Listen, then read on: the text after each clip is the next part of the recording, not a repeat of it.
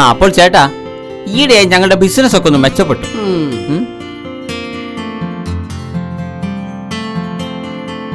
ഇതാ.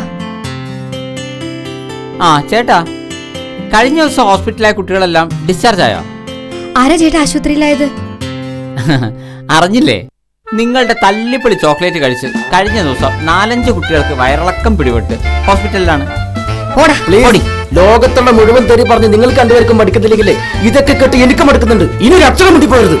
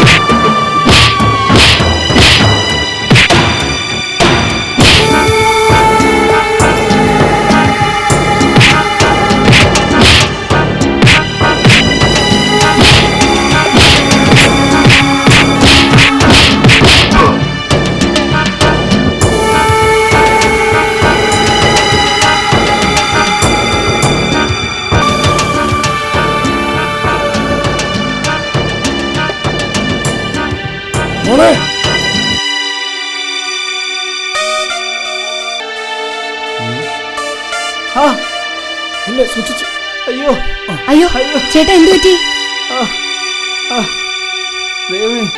ആ പൂഴിക്കങ്ങാറിന്റെ ആളുകളെല്ലാം കൂടി എന്നെ തല്ലി എന്നെ കൊല്ലുവാൻ പോയതാ. എന്നാൽ ദൈവം വന്നതുപോലെ ഈ ജിത്തുമായി വന്ന് അവനെ കൊണ്ട് തോറ്റു. ഹോസ്പിറ്റലിൽ പോവാന്ന് ഞാൻ പറഞ്ഞാ, പക്ഷെ ഇവൻ സമ്മതിച്ചില്ല.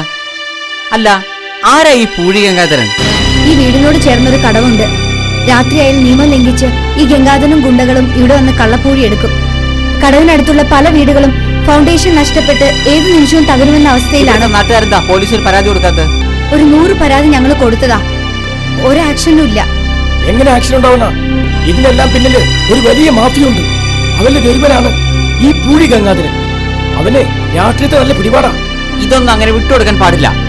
നാട്ടുകാർ സംഘടിച്ച് പൂഴി വാരുവാൻ വരുന്നവരെ തടയണം. കഴിഞ്ഞ ദിവസം ഞാൻ അങ്ങനെ ചെയ്തു, പക്ഷെ അതിന്റെ ശിക്ഷയാണ് എനിക്കിപ്പോ കിട്ടിയത്.